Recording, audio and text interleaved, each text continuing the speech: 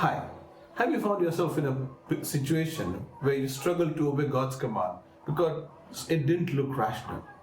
Stay on with me today as we look at the Bible character who also struggled to obey what God wanted him to do because it didn't feel right for him. In today's Bible Banter.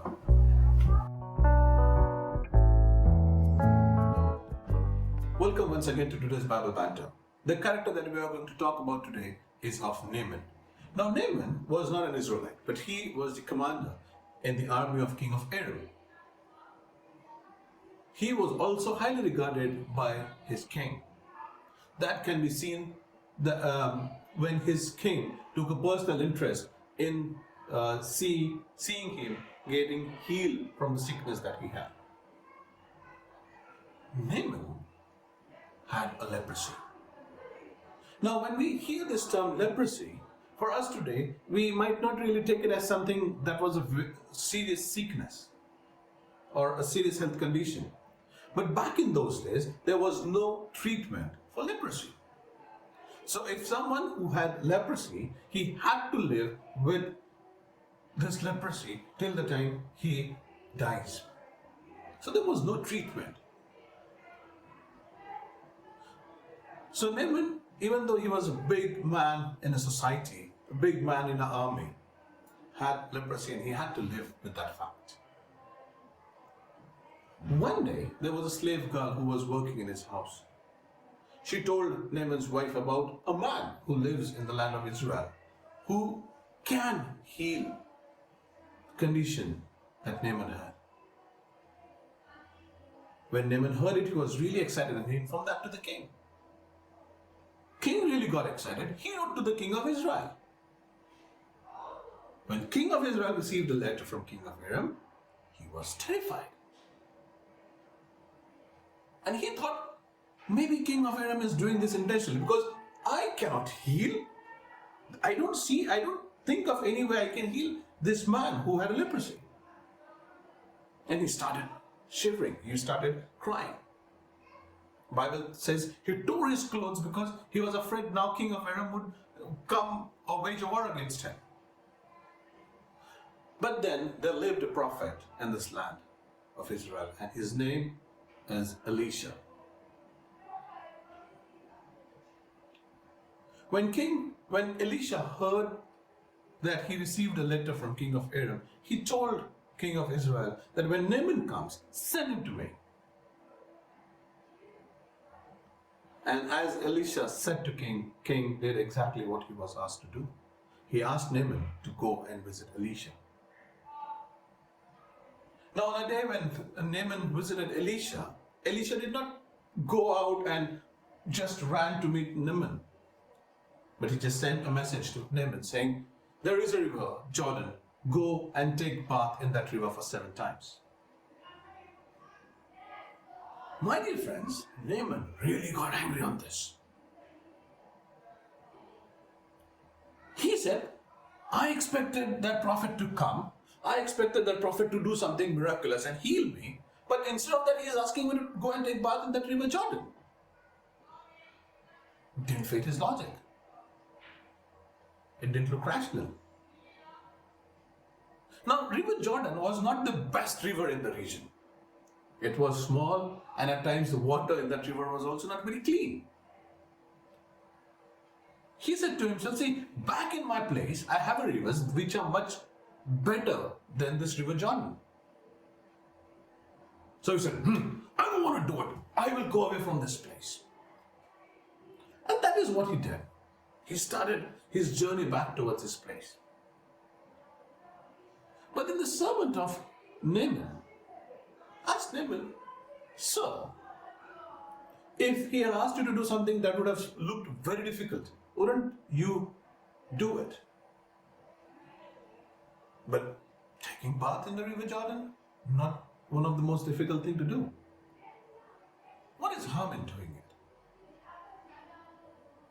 Listening to his servants and voice, Naaman went to this river Jordan and took bath in that river. And my dear friends, yes, as said by Elisha, he was healed of his leprosy.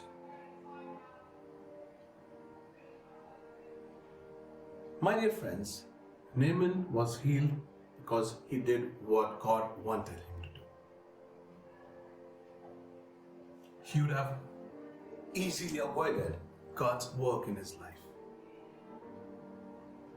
Just if he would have not taken his step back and would have walked away in his anger saying, I don't want to do it.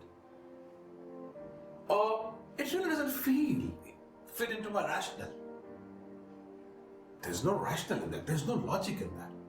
Seriously, I come here because I want to get healed of this leprosy, and that man is asking me, that God's servant is asking me to take bath in that river Jordan. Doesn't connect the dots.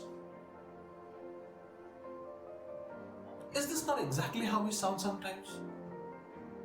God, I want you to do this in my life, and I am being told to do this. Doesn't make sense. There's no connection. It doesn't fit in line.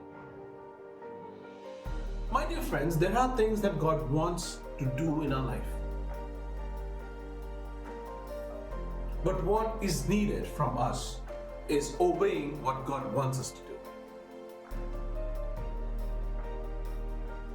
There are areas in our life where God wants to do His things. There are areas in our life which God wants to transform. God wants to transform you and me.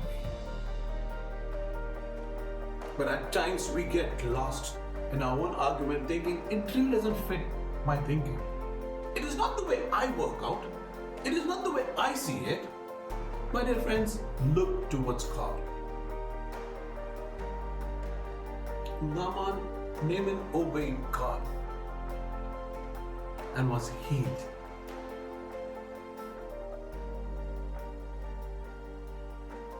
What are the areas where we need to obey God to allow Him to work in our lives? Obey God always.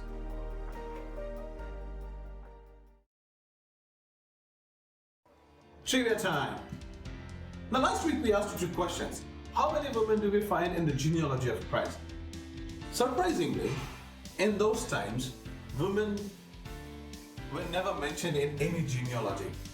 But this is unique in the genealogy that we find in the Gospel of Matthew, that he mentioned names of 5 women, including Mary, the mother of Jesus. The other 4 women mentioned in the genealogy are Tamar, back in Genesis, that we read a story about her. Rahab, story that we heard last time. Ruth, very well-known character in the Bible. If you don't know, read about her. Interesting story. And then Bathsheba. These are 4 other women that we find in the genealogy of Christ. The other question was, how is Rahab and Ruth related? What was the relation between Rahab and Ruth? Ruth married Rahab's son. Ruth was married to Boaz. Boaz was son of Rahab. Interestingly, Ruth was also a great-grandmother of King David.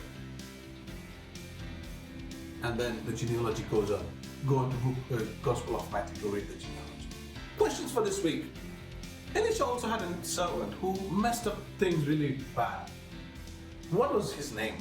And what is that he did? Second question was, what was the name of Moses' father-in-law? And what was the advice that he received from him?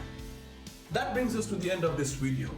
My dear friends, every week we try to come up with different videos on different topics.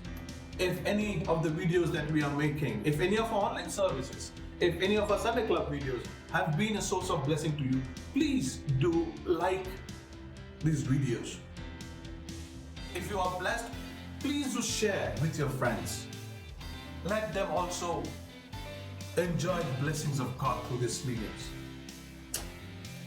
Well, if there's something that you think this needs to be changed, please do write to us. Please leave your comments in the comment section below, or please drop a mail to us. We would really love to hear from you. If you want us to pray for you, spend time with you, please get in touch with us. My dear friends, let us continue to work to grow God's kingdom in this world.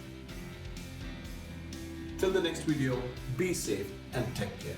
May God bless you all.